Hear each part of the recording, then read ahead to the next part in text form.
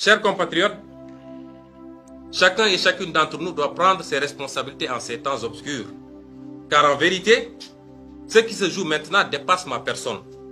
D'aucuns se trompent même en pensant que c'est le dernier tournant vers le troisième mandat. Ce qui se joue, c'est le projet monarcho-dynastique du clan Macky Sall.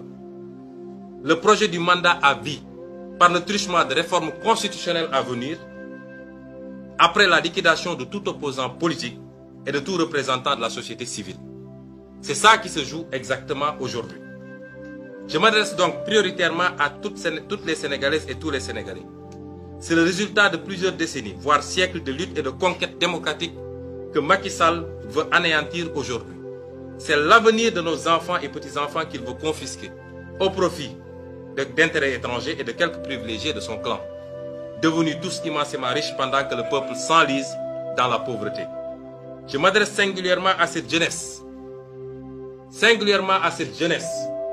prise en étau, angoissée par un avenir sans horizon, minée par le chômage et la honte de ne pouvoir se réaliser et aider ses parents, engloutie dans les océans et le désert, à la recherche désespérée d'un hypothétique ailleurs meilleur. À cette jeunesse, je rappelle ce qui nous lie, parce que tout le monde sait qu'il y a un lien particulier entre nous et la jeunesse. Ce qui nous lie, c'est l'idéal d'une société juste, dont les ressources et les richesses seront partagées équitablement et où toutes les chances seront égales. Aux frères et sœurs africains, l'heure de notre révolution a sonné. N'acceptons plus ces petits présidents comploteurs, toujours à la solde de quelqu'un, mais jamais au service de leur peuple. Partout en Afrique doit souffler un vent nouveau de liberté, de démocratie, de souveraineté. Le 21e siècle doit être africain et siffler le réveil du phénix endormi depuis trop longtemps. Je m'adresse à la diaspora sénégalaise. Vous, dignes fils et filles du pays, partis si loin pour trouver les moyens de pallier aux dramatiques conséquences socio-économiques de la malgouvernance, de la corruption, de la compromission des intérêts nationaux. Vous avez été les premiers à comprendre le changement structurel que nous proposions aux Sénégalais. Ce combat est le vôtre car jamais nous n'avons été si près du but. Jamais nous nous sommes approchés si près de créer les conditions d'éviter à nos enfants de sillonner le monde à la recherche de ce qu'ils pouvaient bien trouver chez eux. D'où la panique de Macky Sall et de tout le système qu'il représente. Frères et sœurs de la diaspora, nous ne gagnerons pas ce combat et tous les paris à venir sans vous. Je m'adresse au mouvement citoyen. Vous avez été de toutes les conquêtes démocratiques dans ce pays. Au même titre, sinon plus que les acteurs politiques. La pureté de votre engagement réside dans son désintérêt puisque vous n'êtes pas dans une logique de conquête et d'exercice du pouvoir. Je vous dis que votre mission ne s'est pas achevée le 23 juin. Elle vient justement de commencer car cette fois-ci, il ne s'agit plus simplement de stopper un projet de loi contesté, il s'agit de forer les bases d'une refondation pour que plus jamais cela. Je m'adresse à l'opposition sénégalaise. Quelqu'un disait que la plus grande chance de Macky Sall, c'est son opposition.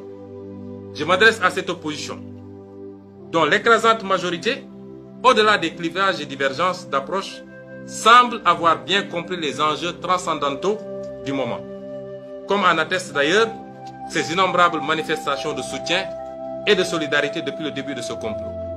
Tous ensemble, nous avons une opportunité qui ne se représentera certainement pas de sitôt de changer le rapport de force définitivement, de mettre un terme à l'arrogance et aux persécutions, de stopper le projet dynastique et de remettre les compteurs à zéro pour qu'à jamais les droits de chacun et de tous soient restaurés et respectés.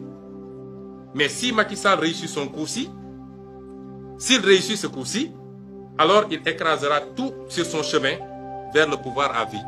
Que personne ne s'y trompe. Politique, mouvement citoyen, société civile, journalistes indépendants, syndicalistes, activistes et même religieux, tout le monde y passera si Macky Sall réussit ce coup. Je m'adresse aux femmes sénégalaises, à ces braves femmes sénégalaises. Vous vous êtes beaucoup battus, et nous tous avec vous, pour obtenir ces acquis contre les violences ignobles à vous faites. N'acceptez pas que ces nobles acquis, encore perfectibles, soient transformés en armes politiques. Cela décrédibilisera votre combat. Aux organisations de la société civile, je n'ai pas besoin de rappeler le rôle de vigie du respect des droits et libertés individuelles et collectives. Depuis le début de cette affaire, Macky Sall, son ministre de l'Intérieur et son procureur utilisent des méthodes dignes de la Gestapo pour procéder à toutes sortes de sévices physiques et psychologiques. Des jeunes ont témoigné avoir été sauvagement torturés dans les locaux de la police judiciaire.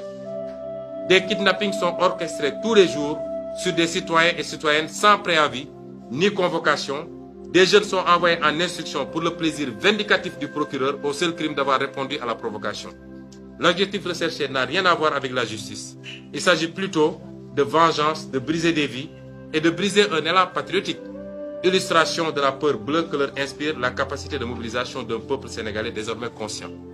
Vous me permettrez d'adresser quelques mots aux parents de tous nos otages politiques.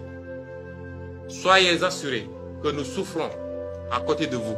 Nous souffrons beaucoup plus que vous de cette situation et nous compatissons à cette douleur.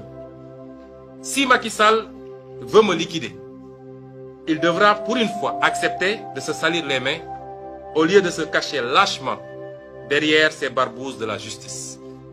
Parce que tout le monde connaît son habitude, il instrumentalise la justice et à chaque fois qu'il est interpellé, il dit que c'est un problème de la justice. Nous savons tous que c'est lui qui tire les ficelles.